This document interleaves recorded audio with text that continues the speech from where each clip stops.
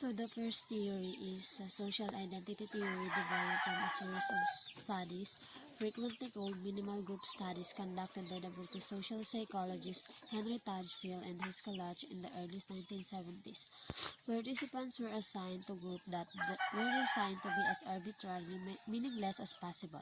Nevertheless, when people were asked to assign points to other research participants, they systematically awarded more points to in-groups member than to out-groups member. This theory is all about becoming part of different groups and how membership to these groups help construct our identities. This is known as in-group as and out-group them. The central hypothesis of this social identity theory is that group members of the out-group thus enhancing their self-image. Social identity theory aims to specify the predict the circumstances under which individuals think of themselves as individual or as group members. The theory also considers the consequences of personal and social identities for individual perception and group behavior. It also offers motivational explanation for in-group bias, also can provide people with a sense of self-esteem and framework for socializing, and it can be influence behavior. The next theory is cultivation theory. Cultivation theory was developed in the 1960s by George Gerbners. This theory focuses on whether watching television will influence the audience's perception of real life. He devised cultivation theory to help people understand the consequence of living in a cultural environment dominated by television.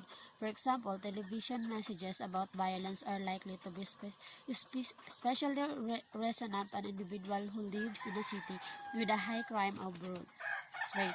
Between the television message and the real-life crime rate, cultivation's effects will be amplified, enhancing the belief that the world is mean and scary place. Cultivation theory is important because it has been widely used in the study of violence in television.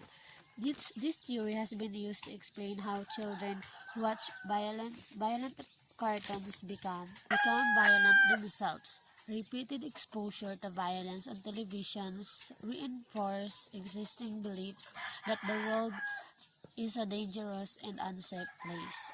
Cultivating the ability to help people be happy and to relieve them for suffering they experience. So the third theory is media richness theory. Media richness theory is based on contingency theory and information processing theory, Galbraith 1977. First proponents of the theory were made by Duff and Langell 1984. Core assumption and statement of this is communication media have varying capacities for resolving ambiguity, negotiating, varying interpretation, and facilitating understanding. Two main assumptions of this theory are people want to overcome equivocality and uncertainty in organization, and a variety of media commonly used in organization work better for certain tasks than others.